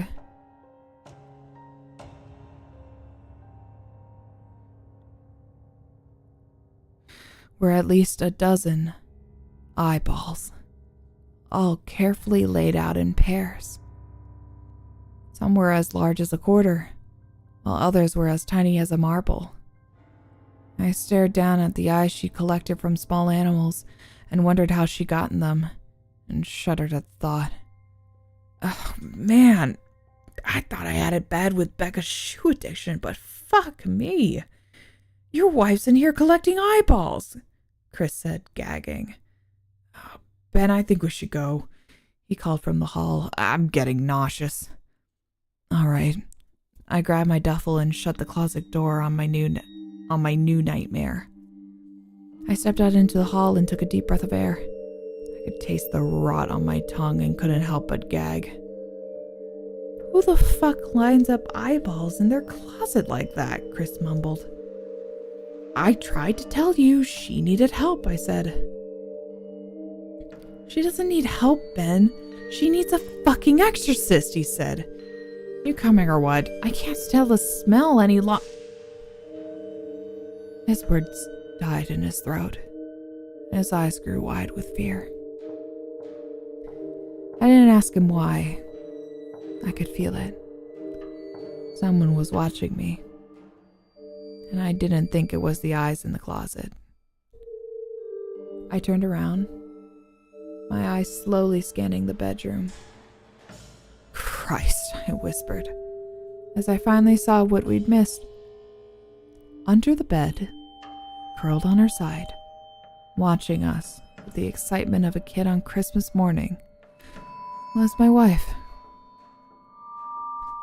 She held her hands together just under her chin, and they were shaking eagerly. Now that she knew she'd been found, I could hear the quiet noises she was making, a sort of hiccuping sound in her throat. I as if the excitement was just too much for her. It was unnerving, to say the least. Wide eyes, and that same huge smile. Everything in me told me to run, but I forced it away. This was my wife. No matter how twisted, she was still the woman I married. I had to help her. Lynn? I said softly. She didn't respond, but her head bobbed back and forth in 2 quick little movements, as if she were nodding. Baby, I just want to help, okay? Can you let me do that? I asked. I had taken a single step forward, approaching her like some kind of dangerous animal. I love you, Lynn, I said softly, taking another step closer. She let a tiny moan escape her wide-open mouth, and I had to resist the urge to run. Her shoulders were starting to quiver. Her eyes grew as large as saucers. I crouched down so I could see her better, and immediately saw the blood. Her hands were covered in it. They trembled the more closer I got, as if she was barely able to contain herself. Lynn, are you hurt? You're bleeding, I said. She bobbed her head again, her bloody fingers moving up and down as if playing an invisible piano. They occasionally grazed her chin, leaving smears of blood on her skin. I wanted to recoil in disgust. The smell that was coming off her was revolting. I could feel the vomit trying to climb up my throat. Her lips were dry and stretched thin, blood seeping between the cracks. I knew she wouldn't come out on her own, but I didn't want to leave her in the state she was in. I scooted closer and reached out to her. The exciting hiccuping sounds got louder and her hands shook, fingers flexing. It was then I could see blood oozing between her fingers. Oh my God, Lynn, you're bleeding, I said. Instinctively, I reached out to take her hand. But before I could even touch her, her hand sprang out towards me. A sharp pain shot through my arm, and I fell back on my ass. My arm burned, and I could see the blood dripping down onto the carpet. I looked back at her in shock and saw her grinning madly, her fingers clutching a shard of glass. You all right in there? Chris asked from behind me. I turned my head slightly and nodded to him, cradling my arm in my chest. When I turned back to face Lynn, I saw that her focus had shifted. She wasn't looking at me anymore, and she wasn't smiling anymore either. She was staring past me, her eyes glaring at Chris the way a hungry lion might stare at an antelope. Her mouth was still hanging open, but it was a sick, twisted snarl. I got to my feet and began walking backwards down the hall, afraid to take my eyes off her. Are you bleeding? Chris said. The moment the words left his mouth, Lynn started fast scooting out from under the bed, the glass shard still in her fist. Chris, run, go, I yelled. He must have been too afraid to move, because a second later I felt my back bump into him. He was still standing on top of the stairs, staring at the horror that was my wife. Lynn had crawled completely out from under the bed and stood in the bedroom doorway, her face twisted in rage. Her whole body was visibly tense. Blood ran down her fingers and onto the floor. Jesus, Lynn, Chris said. You, playing hide and seek? I reached back and pushed him towards the step. Move your ass, Chris, I said as quietly but as firmly as I could. Lynn bobbed her head in fast, sharp motions and began to grin, stretching her mouth open wider and wider so that her chin seemed to touch her chest. I heard Chris mutter a prayer, and then he was running down the stairs. I stood at the top of the stairs, stuck between the love for a woman who clearly needed serious help and self-preservation. I only want to help, I said, choking back tears. Her eyes focused on me once again as she slowly lifted the glass, holding it out in front of her. And then she started sprinting towards me.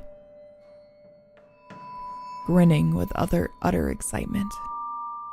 Thankfully, my body took over, and I flew down the stairs, skipping 2 or 3 at a time.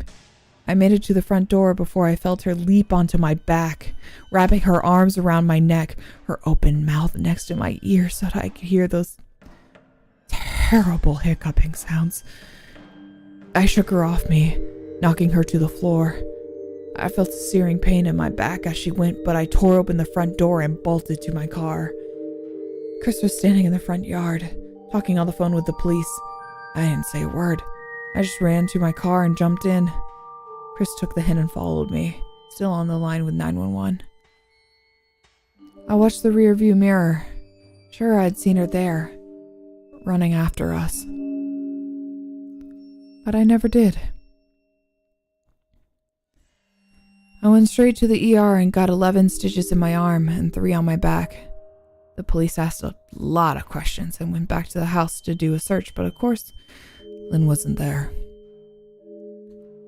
They advised me to stay with a friend or relative for a while and to file a restraining order as soon as I could, but none of those things would matter. Somehow I just knew. I dropped Chris off at home and went to a motel an hour away. I wanted to put as much distance between me and Lynn as I could. I dropped Chris off at home. This is where I had been for the last 4 hours. I thought maybe the police would find her. Maybe they'd get her the help she desperately needs. But now I don't think so. Because 40 minutes ago, I got a text from an unknown number. Just 3 words. I found you. And a picture attached. The picture was dark and grainy, but I instantly knew what it was. There was no mistaking my wife's eye. I started typing this out immediately after. I don't know what to do. I'm alone and scared. And I can't help but feel that I'm being watched.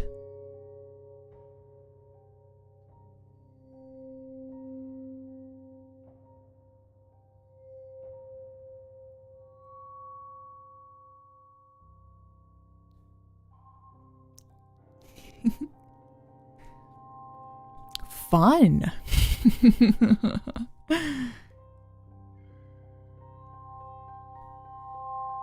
I love stories like these that are just like eerie, you know? They're just a little off-putting. And have no like explanation. It's just unnerving. Those are fun. Those are my favorite.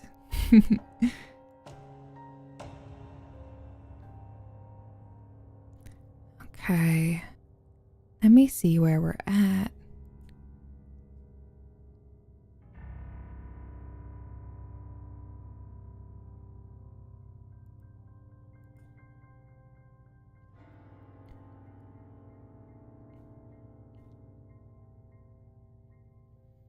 There we are. All right. Then I think actually with that was a good amount of time.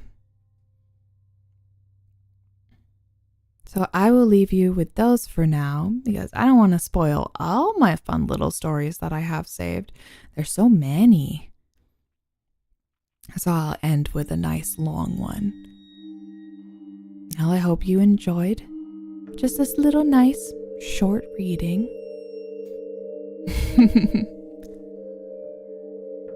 I always want to try to do more things as I get better and less fumbling around with my mechanics here.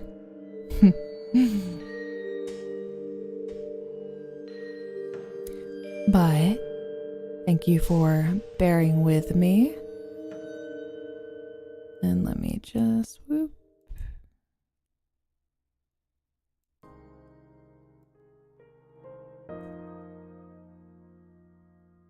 There we are.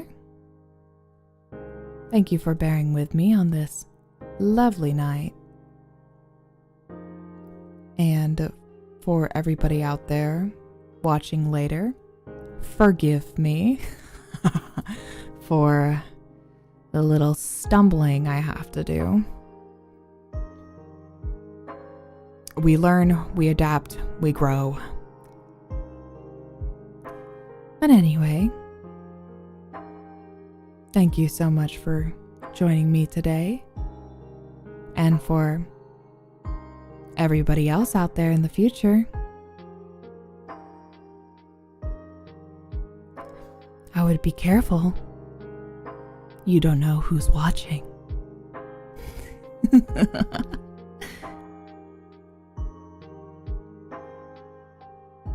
I'll see you soon. Bye bye. Bye bye.